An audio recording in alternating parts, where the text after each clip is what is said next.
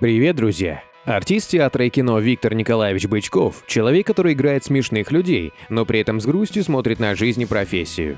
Ролей у него 80, но кто сходу вспомнит какую-то, кроме легендарного Кузьмича, в нескольких фильмах про особенности национальной рыбалки, охоты, политики. А сегодня, помимо работы в театре и кино, Виктор Бычков в образе полюбившегося персонажа проводит экскурсии, выступает на корпоративах. Но для начала подписывайтесь на канал, не забывайте ставить лайк, а мы расскажем, как сложилась судьба и карьера Кузьмича и сколько он зарабатывает.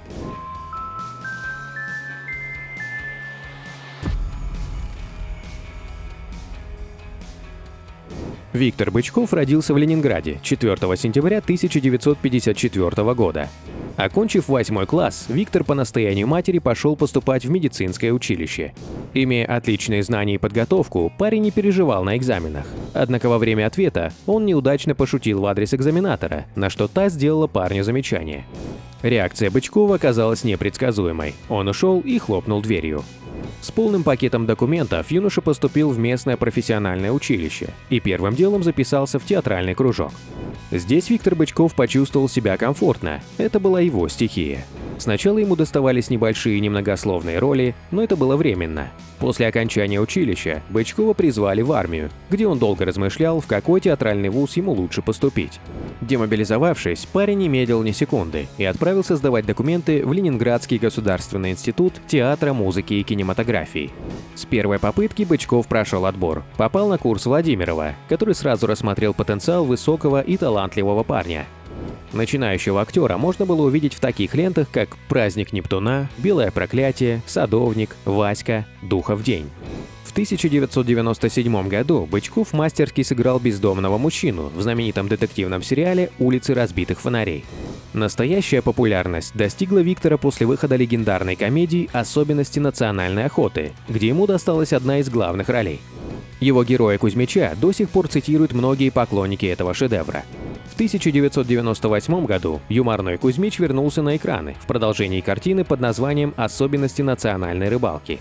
Через год снялся в продолжении истории, повествующей об отдыхе веселой компании, особенностях национальной охоты в зимний период. Образ Кузьмича оказался столь востребован и близок к народу, что его даже решили использовать при производстве водки. Когда мне предложили запустить производство Кузьмича, я как раз без работы сидел, ну и согласился, вспоминает актер. Гонорара едва хватило на новую девятку. Ее буквально через пару месяцев украли. Как потом выяснилось, ребята эти знали, чья машина. Видимо, им просто похвастаться хотелось. Мы тачку у самого Кузьмича угнали.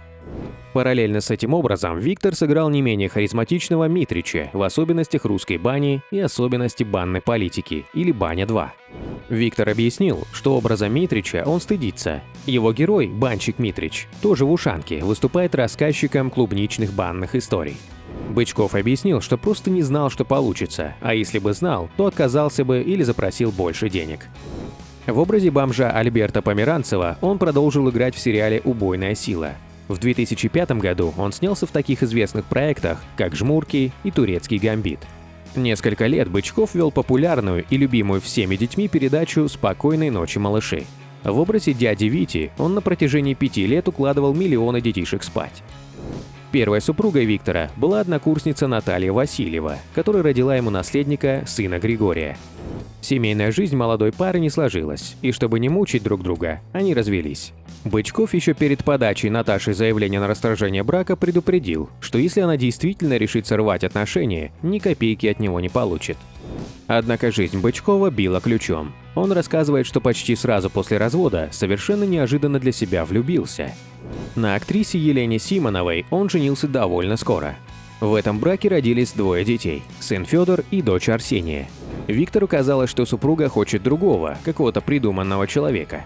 По мнению артиста, он как будто не соответствовал ее требованиям. Кроме того, Бычков считает, что 2 актера в семье – это перебор.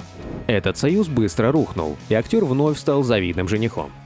Третья жена, Полина Белинская, театральный режиссер. С ней он начал отношения при сложных семейных обстоятельствах. «У меня мама тогда очень сильно болела, а мне нужно было на съемки, поэтому я попросил Полину присмотреть за мамой несколько часов. Когда вернулся, в доме было прибрано, мама сидела сытая в чистой косынке. Она сразу одобрила мой выбор, Полина ей очень приглянулась. А через 2 недели мамы не стало». 4 сентября 2007 года, в день рождения Бычкова, пара зарегистрировала свои отношения в питерском ЗАГСе. В скором времени в новоиспеченной семье родился сын Добрыня, в котором актер души не чает. Все свободное время он посвящает воспитанию и духовному развитию мальчика. В 2008 году Стивен Спилберг предложил Виктору попробоваться в картину «Индиана Джонс и королевство хрустального черепа» в роли плохого русского генерала Сикорского.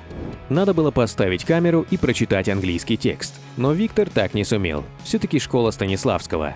Взял я на Ленфильме генеральный мундир, мы с Полиной придумали сюжет, построили дома декорации склада, пригласили товарища, в совершенстве владеющего английским. Специально для американцев поставили на стол квашеную капусту, огромную банку икры и штоф с настоящей самогонкой градусов 70. Хотите плохого русского? Нате! Такую мерзость им сыграл. За ночь мы сняли целый микрофильм. Даже с титрами. Отправил диск Спилбергу. Поделился актер. Долгое время Бычков не получал ответ от Спилберга. Как мне потом передали, они были в шоке. Оказалось, что снятое нами во многом совпало с их оригинальным сценарием, который до последнего держится в строжайшем секрете.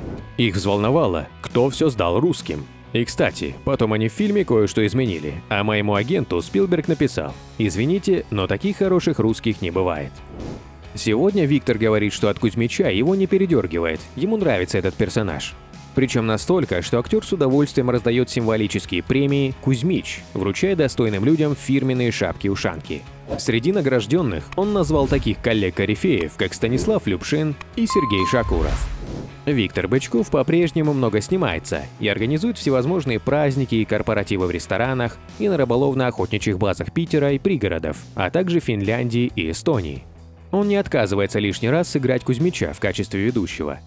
Одной из самых запоминающихся частей программы является церемония посвящения в Кузьмичи. Торжественная церемония проходит под вальс Балтики из фильма «Особенности национальной рыбалки». В финале егерь Кузьмич вручает настоящим мужикам почетные дипломы и копию легендарной ушанки с егерской кокардой.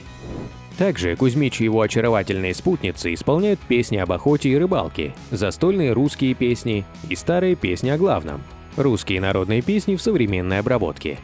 Еще гостей ожидают авторские конкурсы от егеря всей Руси: утиная охота, русалочьи забавы, поиски ананасов в крапиве, баня, дойка коровы. Также гости смогут принять участие в съемках продолжения легендарных кинохитов, примерить на себя любимые образы генерала, Лёвы, Фина Райво.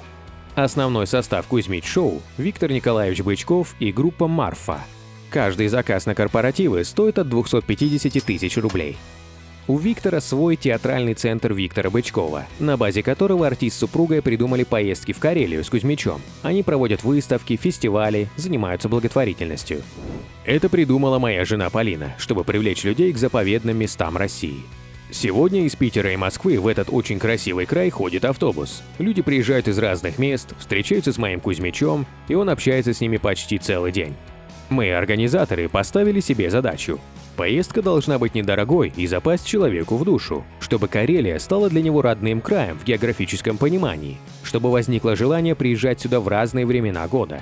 Судя по опросам, каждый второй хочет побывать здесь снова. Друзья, давайте пожелаем Виктору Николаевичу играть роли, которые ему по нраву. Пожелаем в своей жизни всегда иметь возможность делать то, что хочется, и получать то, что важно. Удачи на жизненном пути, уюта в доме и счастья в каждом моменте. Гонорар какой публичной личности вы хотите узнать? Свои пожелания оставляйте в комментариях. Переходите на другие ролики нашего канала, подписывайтесь, нажимайте на колокольчик. До скорых встреч, пока!